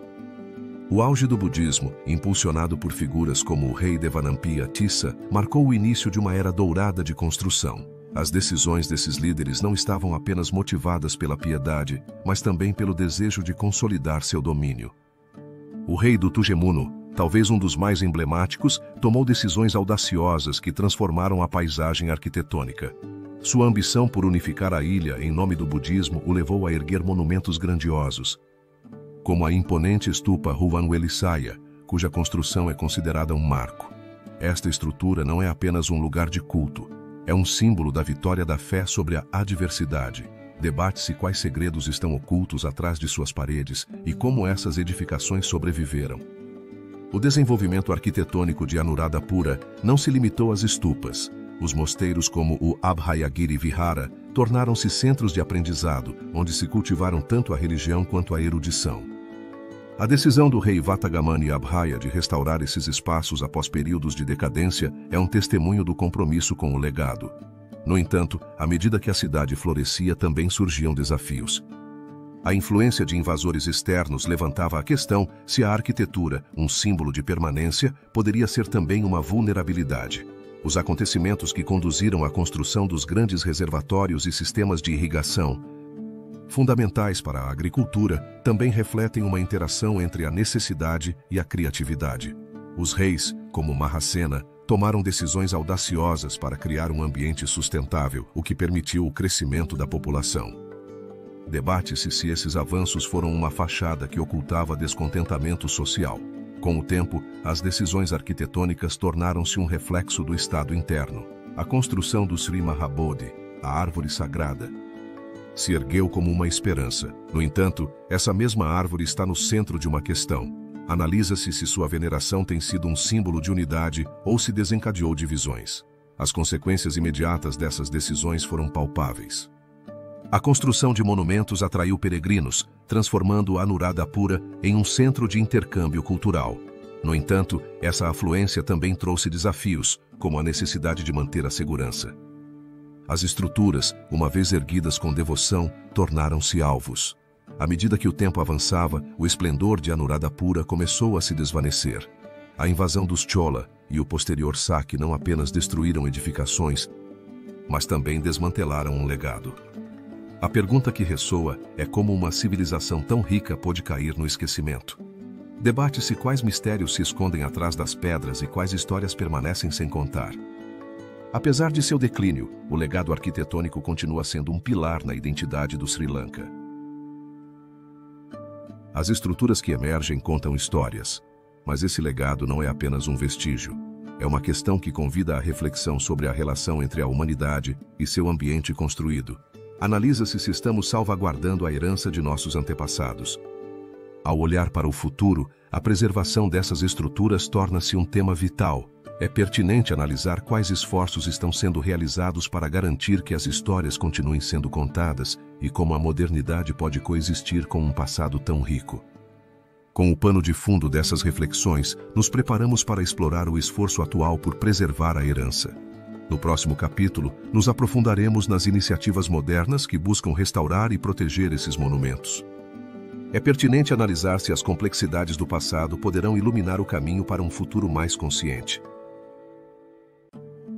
O legado arquitetônico deu início a uma nova era, marcada pelo anseio de recuperar o que foi perdido e preservar a herança de um passado glorioso. Anuradhapura, com sua rica herança monumental, encontrava-se em um estado de vulnerabilidade, enfrentando os embates do tempo. Nesse contexto, surgiram esforços modernos para a preservação e restauração de seus monumentos, uma tarefa que, embora nobre, está repleta de desafios. O fim da Era de Esplendor, marcado por invasões e a transferência da capital, deixou uma desolação em uma cidade que havia sido o coração espiritual do Sri Lanka. No entanto, à medida que o século XX avançava, a consciência sobre a importância de preservar sua herança começou a germinar. A independência do Sri Lanka em 1948 trouxe um renovado sentido de identidade, um desejo de recuperar o que foi perdido. Os restos de sua antiga glória, as estupas e os templos, tornaram-se símbolos de resistência. Entre os personagens-chave nessa missão, encontra-se o arqueólogo e conservacionista Dr. Senarath Paranavitana, cujo trabalho na década de 1950 lançou as bases para a restauração de vários monumentos. Suas decisões sobre como abordar a preservação foram baseadas em um profundo respeito pela autenticidade das estruturas. Sob sua liderança, iniciou-se uma série de escavações que não apenas ajudaram a descobrir novas camadas de história, mas também inspiraram novas gerações. No entanto, a restauração não se limitou à arqueologia. Ao longo das décadas, o governo do Sri Lanka, apoiado por organizações como a Organização das Nações Unidas para a Educação, a Ciência e a Cultura, implementou políticas para proteger e preservar os sítios históricos. A criação do Parque Arqueológico de Anuradhapura, em 1980, foi um marco crucial. Este espaço não apenas serviria como refúgio para as antigas estruturas, mas também se tornaria um centro de pesquisa e educação. O desenvolvimento de uma infraestrutura adequada para o turismo também desempenhou um papel fundamental. A chegada de visitantes trouxe recursos e atenção a Anuradhapura, mas também levantou questões. Seria possível equilibrar a conservação com a necessidade de desenvolvimento? como poderia o sítio ser protegido sem sacrificar sua integridade? Os eventos-chave nessa narrativa de preservação incluíram a restauração da grande estupa Ruvan Welissaia, no final da década de 1990. Um projeto que simbolizava não apenas a recuperação de um monumento, mas também a revitalização do espírito nacional. A restauração foi um esforço conjunto de arqueólogos, arquitetos e comunidades locais. No entanto, a pergunta que persiste é se realmente se conseguiu capturar a essência de seu antigo esplendor ou se tratou apenas de réplicas. As consequências imediatas desses esforços foram palpáveis. Anuradhapura começou a ressurgir como um destino turístico, atraindo aqueles em busca de um entendimento mais profundo. No entanto, essa revitalização também trouxe tensões. As comunidades locais enfrentaram desafios econômicos, já que a chegada do turismo em massa muitas vezes não se traduzia em benefícios tangíveis. Debate-se se Anuradhapura poderia se tornar um museu ao ar livre, onde a história é exibida, mas a vida cotidiana é relegada. À medida que os esforços de preservação continuaram, a influência do passado seguia presente. As decisões tomadas pelos conservacionistas, embora bem intencionadas, deixaram uma questão sem resposta. Como se pode preservar a história sem perder a conexão viva com ela? A herança cultural de Anuradhapura, rica em significado, levanta um mistério que convida à reflexão. Debate-se se é possível capturar sua essência nas pedras restauradas ou se seu verdadeiro legado reside nas histórias humanas. Ao fechar este capítulo, a história de Anuradhapura nos deixa com perguntas que transcendem o tempo. É pertinente analisar como uma sociedade enfrenta o desafio de conservar seu passado enquanto navega pelas complexidades do presente e quais segredos e ensinamentos ainda aguardam para serem descobertos.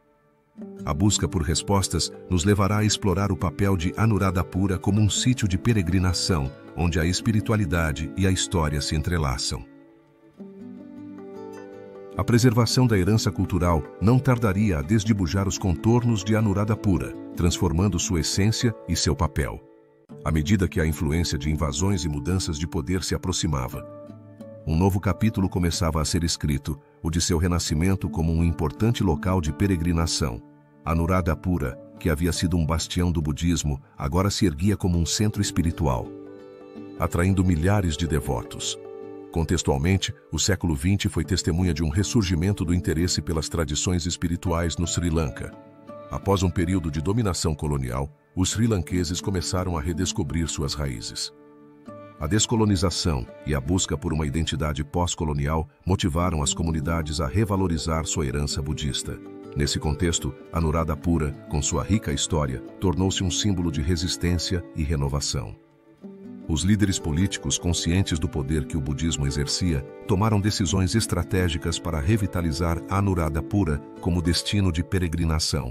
O presidente do Sri Lanka na década de 1970, Sirimavo Bandaranaike, foi fundamental na promoção de políticas que favoreciam a restauração de locais budistas. Esse impulso foi acompanhado por figuras religiosas, como o monge budista Walpola Rahula, que advogaram por um retorno às práticas originais, solidificando o papel de Anuradhapura.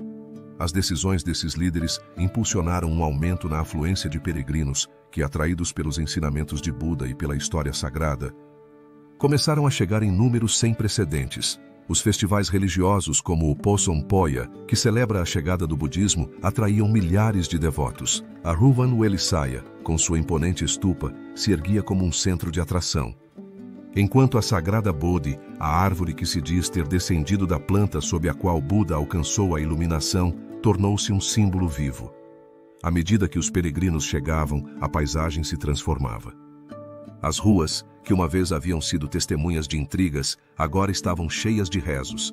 As comunidades locais começaram a florescer, oferecendo alojamento e alimentos, criando um ambiente vibrante. Os mercados se encheram de artesanatos religiosos, convertendo a cidade em um centro cultural. Debate-se quais segredos se ocultavam por trás desse renascimento e se era um retorno à pureza dos ensinamentos.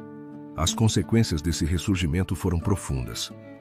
Anuradhapura não apenas se tornou um destino de peregrinação, mas também um símbolo de unidade nacional. A cada ano, milhões de pessoas convergiam na cidade, unindo suas vozes. No entanto, esse renascimento não estava isento de tensões. Ao mesmo tempo em que se celebrava a devoção, surgiam debates sobre a autenticidade das práticas e a comercialização do espiritualismo. Alguns críticos questionavam se o fervor havia sido cooptado por interesses econômicos. A questão do capítulo reside na dualidade de Anuradhapura. Por um lado, é um lugar onde a história e a espiritualidade se entrelaçam. Por outro, apresenta um desafio em sua autenticidade e na preservação de sua essência. É pertinente analisar se Anuradhapura, com seu legado antigo, pode navegar pelas águas da modernidade sem perder sua alma. Enquanto a influência dos passos dos peregrinos ressoa, a cidade enfrenta um futuro incerto. Esse renascimento espiritual nos convida a refletir sobre a relação entre o passado e o presente. À medida que os visitantes continuam chegando, é crucial perguntarmos-nos como Anuradhapura garantirá que sua essência perdure. Com o pano de fundo desse renascimento, a história de Anuradhapura não é apenas um relato de um destino, mas também um testemunho da resiliência cultural. E enquanto as luzes da cidade brilham, surge a seguinte pergunta: o que significa ser um local sagrado no mundo contemporâneo? O olhar se dirige agora para o reconhecimento da Organização das Nações Unidas para a Educação, a Ciência e a Cultura, um processo que prometia elevar o status de Anuradhapura, assegurando seu lugar na memória coletiva. É pertinente analisar o que significará esse reconhecimento para a identidade cultural. A conexão espiritual com o passado nunca se desfez. Anuradhapura, um lugar onde as repercussões do tempo ressoam em cada estupa, começou a atrair a atenção do mundo moderno na segunda metade do século XX.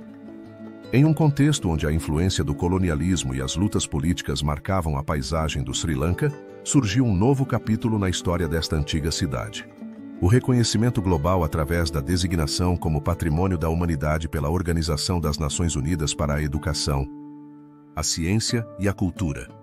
A década de 1980 foi um período de tensões políticas no Sri Lanka, marcado por um conflito interno que afetou a população. No entanto, o legado de Anuradhapura, com sua rica herança budista e sua arquitetura, começava a captar a atenção de acadêmicos e defensores do patrimônio. Aqueles que compreendiam o valor de preservar a história, uniram-se em um esforço para assegurar que este sítio, emblemático da identidade cultural, não se perdesse. O processo de nomeação perante a Organização das Nações Unidas para a Educação, a Ciência e a Cultura não foi simples. Neste emaranhado de decisões, o governo do Sri Lanka, sob a liderança do então presidente J.R. Jayawardene, desempenhou um papel crucial. A visão de criar uma ponte entre o passado glorioso de Anuradhapura e o futuro tornou-se um objetivo primordial.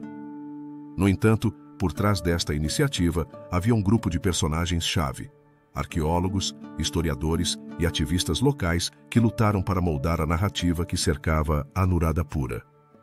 No dia 4 de agosto de 1980, a Organização das Nações Unidas para a Educação, a Ciência e a Cultura, em sua quarta reunião do Comitê do Patrimônio Mundial, finalmente concedeu a Anuradhapura o status de Patrimônio da Humanidade. Este reconhecimento não apenas validou o esforço por preservar a herança, mas também iluminou Anuradhapura como um símbolo de resistência.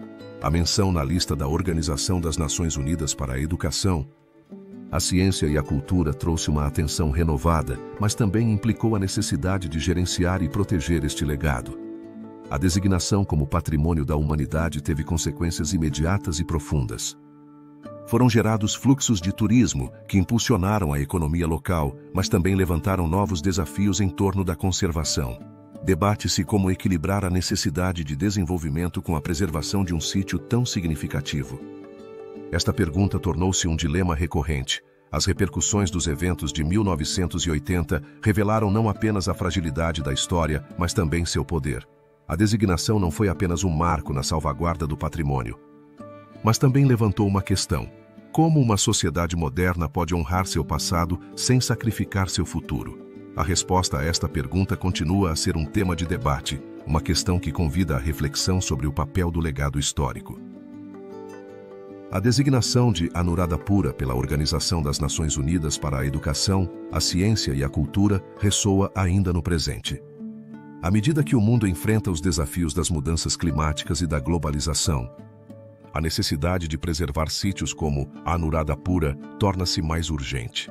A cidade não apenas representa um testemunho do engenho humano, mas também é um lembrete da importância da memória coletiva. As complexidades do passado e as luzes do futuro entrelaçam-se em Anuradhapura. A designação da Organização das Nações Unidas para a Educação, a Ciência e a Cultura não foi apenas um reconhecimento, mas um chamado à ação.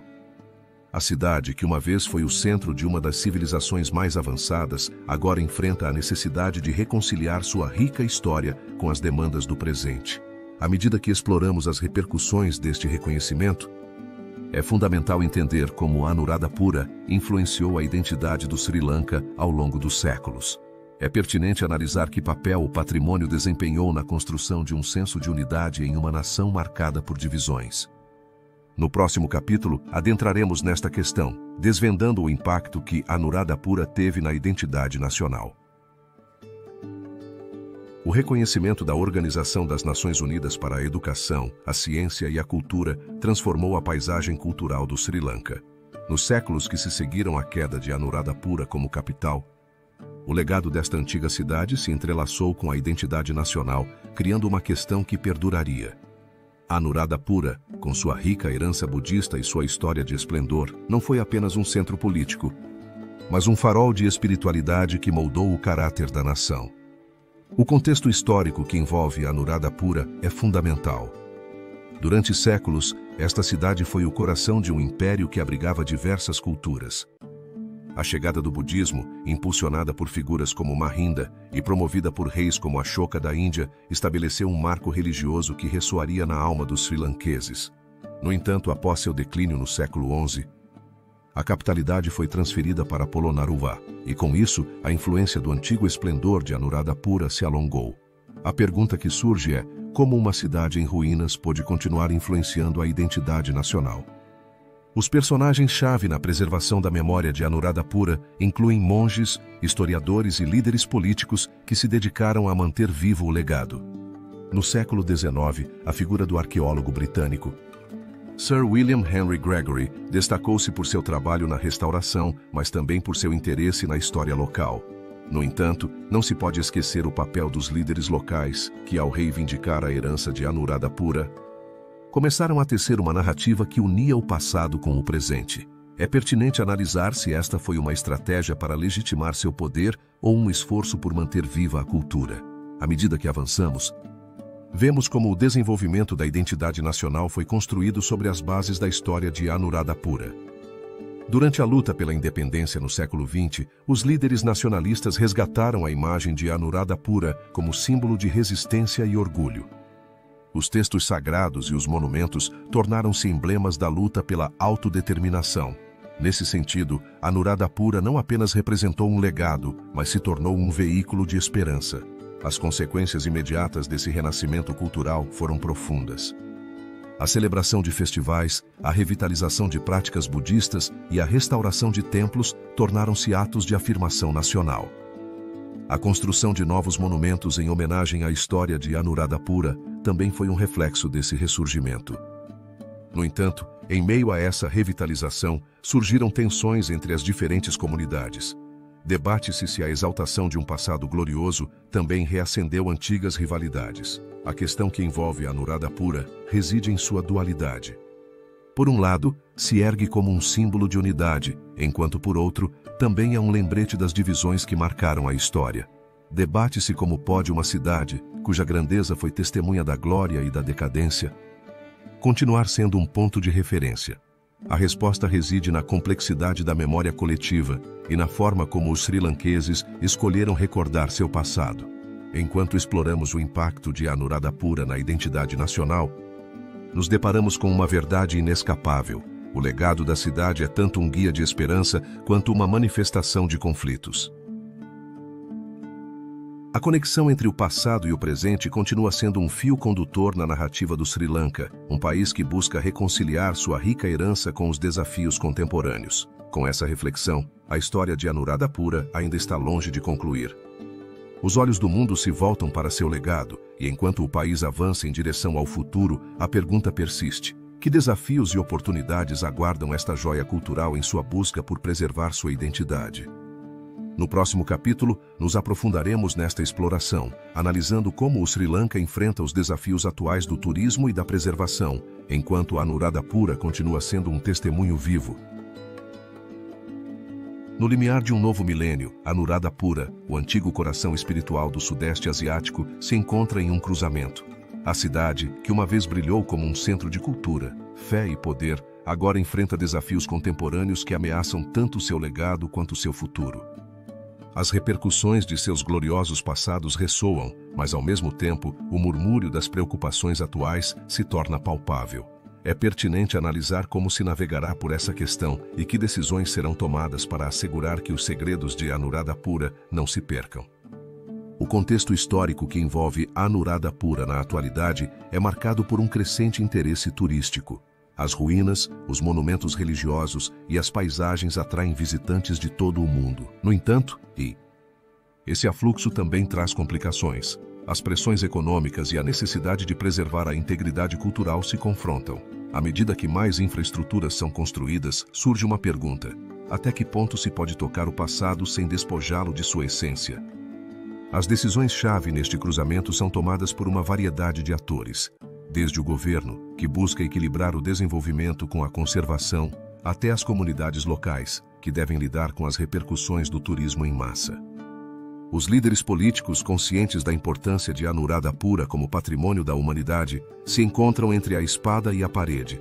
Por um lado, desejam que a cidade floresça economicamente. Por outro, sabem que cada passo em falso pode significar um dano irreversível. Ao longo dos anos, a cidade experimentou um renascimento em seu apelo, impulsionado por campanhas de promoção. No entanto, esse desenvolvimento também veio acompanhado de conflitos. A construção de hotéis foi realizada em algumas ocasiões sem o devido respeito pelos locais sagrados. Em uma tentativa de satisfazer os turistas, foram feitas modificações na paisagem que, embora possam parecer inofensivas, encerram o risco de desdibujar o caráter histórico. As consequências imediatas dessas decisões são evidentes. A afluência de visitantes levou a um aumento no comércio, mas também gerou tensões entre habitantes e turistas. Os comerciantes ansiosos para aproveitar a oportunidade podem se sentir tentados a sacrificar a autenticidade. À medida que os vendedores ambulantes proliferam, os antigos caminhos que uma vez foram sagrados podem ser ameaçados pela mercantilização. A questão que surge dessa realidade é profunda e complexa. Como se pode garantir a conservação de um legado tão rico em um mundo que avança a um ritmo vertiginoso? É possível encontrar um equilíbrio entre desenvolvimento e preservação? Ou estamos condenados a sacrificar uma parte de nossa história? A resposta não é simples, e muitos se encontram presos na incerteza. Em um contexto mais amplo, a comunidade internacional também desempenha um papel crucial. À medida que o mundo se torna mais consciente da importância de preservar o patrimônio, iniciativas de conservação emergem. Organizações não governamentais e especialistas colaboram com o governo do Sri Lanka para desenvolver estratégias que permitam proteger os monumentos, ao mesmo tempo que se fomente um turismo responsável. No entanto, a implementação dessas estratégias é um processo árduo. A história de Anuradhapura é um lembrete de que o passado nunca está verdadeiramente morto. Seu legado, tecido em cada pedra, continua sendo um testemunho da resiliência humana. No entanto, o futuro desta cidade sagrada depende das decisões que são tomadas hoje.